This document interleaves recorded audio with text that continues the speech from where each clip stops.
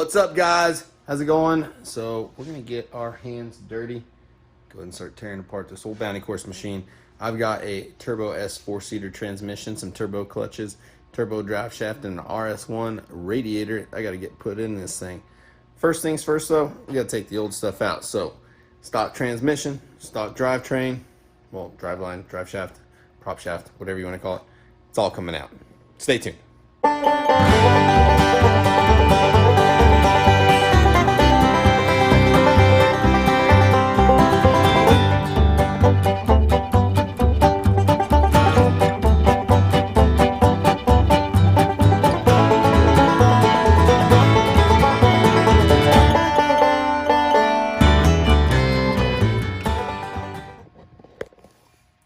These things aren't that old. Let me go ahead and show you what they're doing. So if you watch that bottom one, it's just a heim joint. Look at that. Not even close to the same size.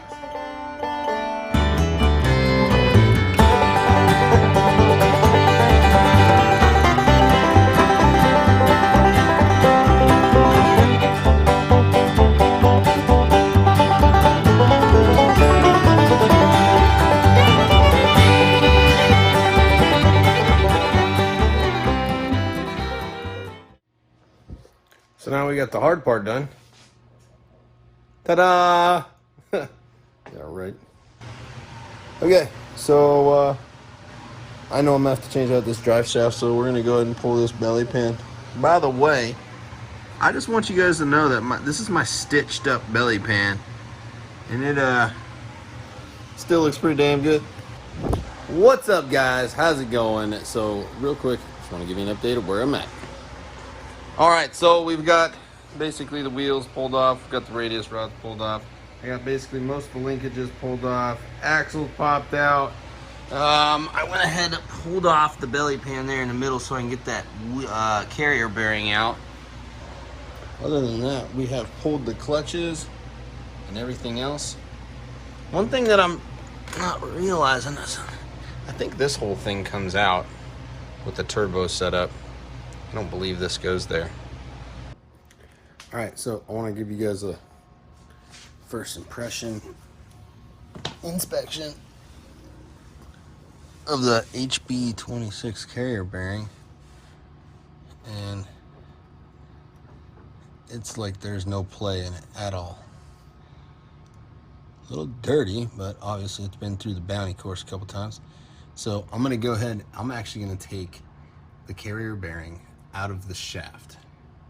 The HB26 carrier bearing, that's brand new, and everything should go perfectly on the new turbo shaft. So basically, I'm gonna get these engine mounts undone. See if I can't pull a sucker out of there now. Oh, and I also gotta take off the center console, and I gotta get to my carrier bearing bolts under there. All right, so we've gone ahead and we pulled everything out. Come on in here, David. So basically the easiest way to do this is to pull out the big block that connects the two together on the old XP1000 style. So we just went ahead, pulled that block out. Now we're gonna pull this engine out.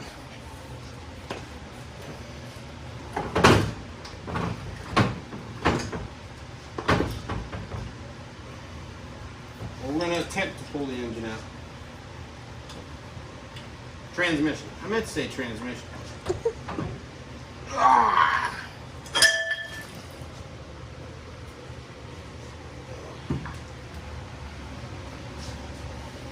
Transmission. All right, guys, so first things first, we're gonna get the extra hole drilled in the rear part of this frame. So when you do the turbo transmission update, the old XP1000s use a older style mounting system which only uses 2 bolts, one on the top, one on the bottom. It goes in like so, except on the other side. With the new turbo style, this one's a lot wider and it has 3 bolts. Keep note, the 2 bolts go on the top. according to the diagram. So what I'm going to do is I'm going to hold this right here. I'm going to use this as a guide, and I'm going to drill me 2 holes. And then, yeah, then we'll move along to the drive shaft removal, because that thing still is not pulled out. But we got to get it pulled out and start switching over the U-joints, so that way we can get our new shaft complete and ready to go.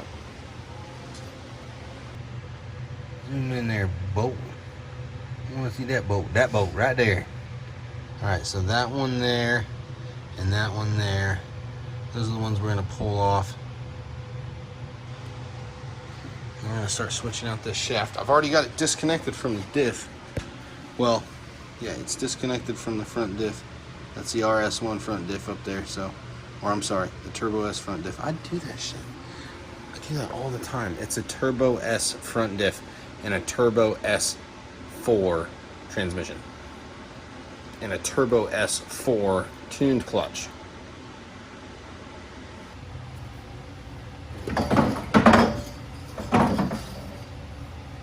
Alright, so basically I've got a crap ton of little bags here that we need to go through. Yeah, a lot of this is going to be everything needed to make the, you know, these are all like the O-rings, the gaskets. And then this is a big key component.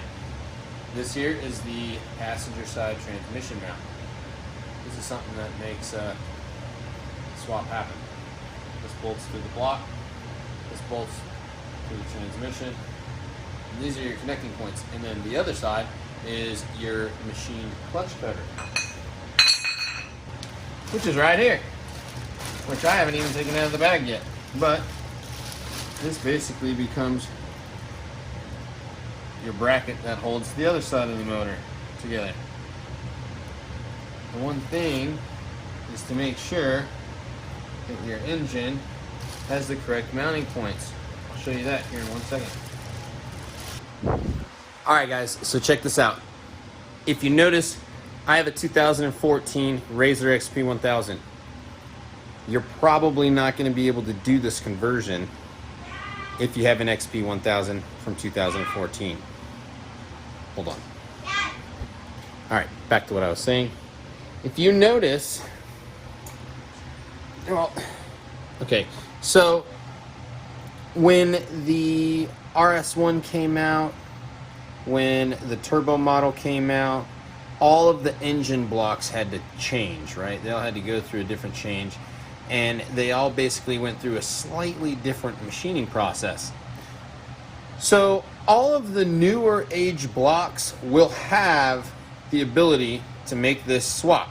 The only reason why I have the ability to make this swap is because I bought a brand new Polaris OEM crate engine for this buggy last year. Before I went to Las Vegas, I wanted to make sure that I had a brand new stock OEM motor. So that's what I did. Now, when I did that, I was able to purchase the newer style block. Now, if you notice, there's a machined boss here, here, and here. These are the points that your clutch cover is going to bolt up to. Now, I'm not 100% sure if these are tapped already or anything like that, because obviously this probably, I don't know, they might already be because they don't know where this motor is going to be going into. This is good for me because the older style motors don't have this. So basically this is not here, and this one is not here. Same thing over here. Now, there's the ability that you can actually like make a bracket and you can adapt the two together. I think I've seen people do this on Rangers and stuff like that. Luckily for me, I don't have to go that route. I get to do it the easy way. So all I'm gonna do is go over the diagrams. I'm gonna get my hardware together and I'm gonna figure out what goes where, and we're just gonna start slapping this thing together. Since I don't have the Spicer U-joints and everything for the front end, it doesn't really matter. I just want to get this thing together and get it rolling. I can put the drive shaft in later, okay? Let's see what we got. All right, I can't take it anymore.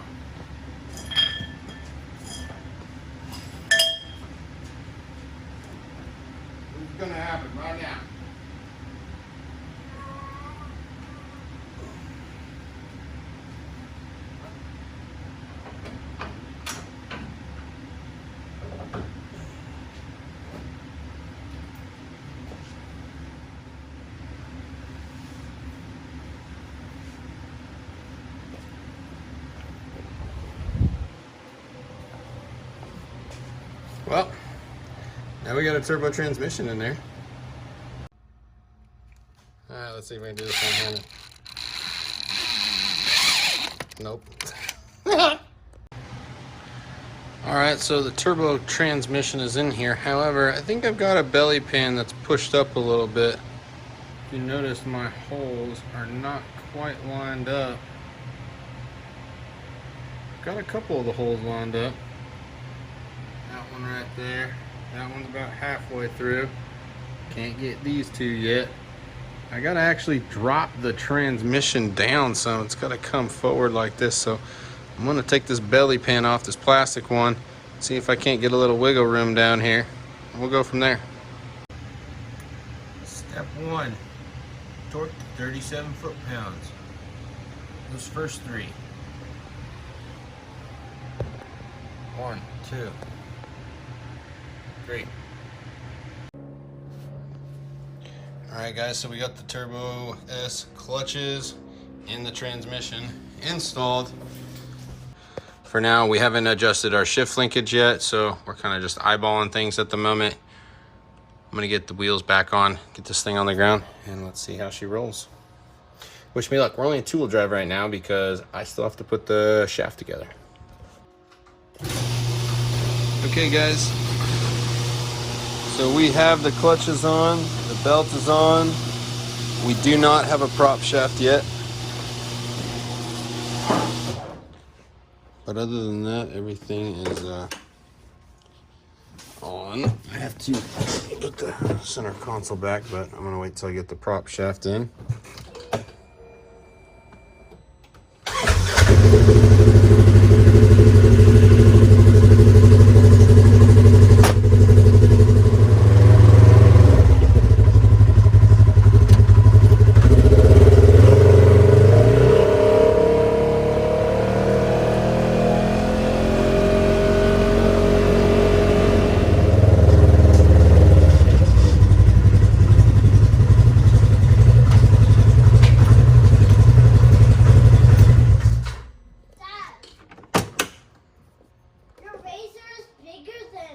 I think it works.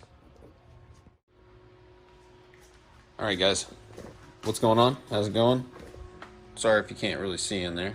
We got the new primary spring, so I'm gonna go ahead and get that put in there, and we're gonna go do a couple little test hits and see how this thing works.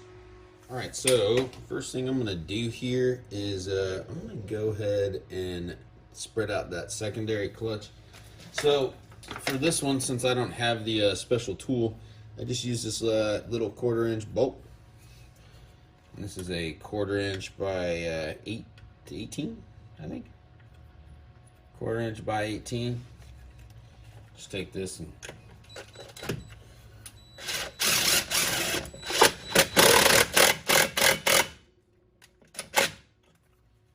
that out of there. Get that belt hold off. Primary off.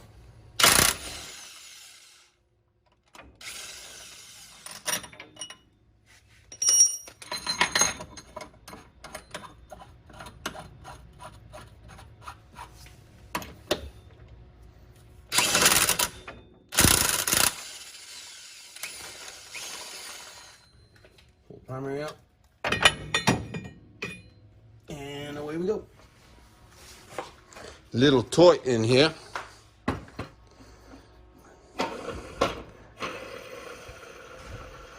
Alright, so put this up. We're gonna need our 10mm socket here. Grab that. Alright, so I've had this clutch tool for a long time. I got it off Amazon. It's super simple to make. I greased the hell out of it though, so I just got shit all over my hands. Anyways, we're gonna go ahead and take this. Take this top piece. Alright. Now what we're gonna do is take off these 10mm. This doesn't feel like a 10. That's because it's not, Dave. That's an 11.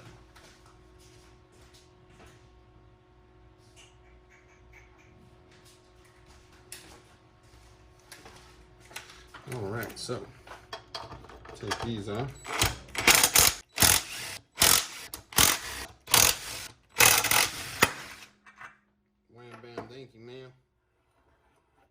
Okay. Now, what this is going to do, we can just leave all this stuff right here.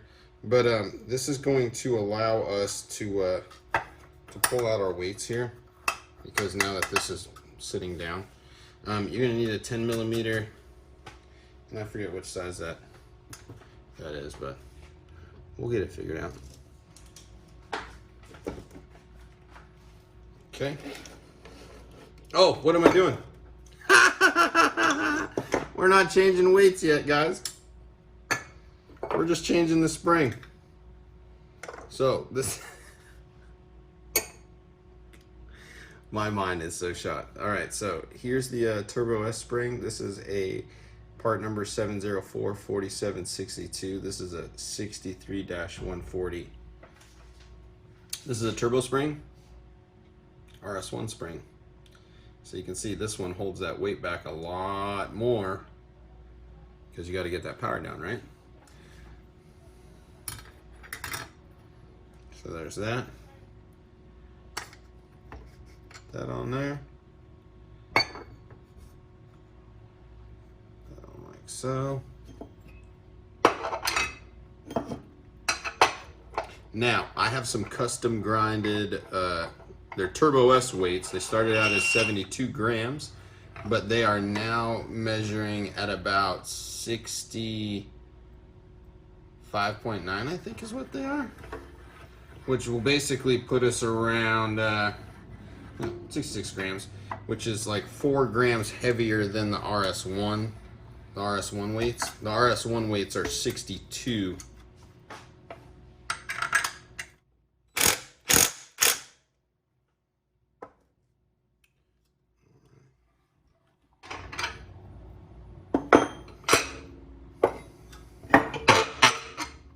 And now we're set up with an RS1 spring.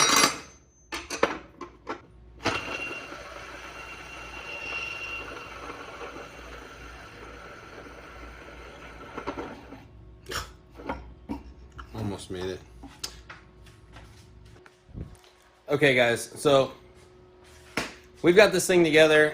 I've pretty much got the clutch dialed in pretty damn close, but I can't really do a whole lot of testing out here in front of the house, so we're just gonna have to save that for another video. I hope you guys enjoyed watching this video. If you guys have any questions on doing the Turbo S or the RS1 front diff swap, or perhaps doing the turbo transmission swap or the clutches, go ahead and give me a shout. I can help you out, man. We'll holler at you guys later. Y'all take it easy.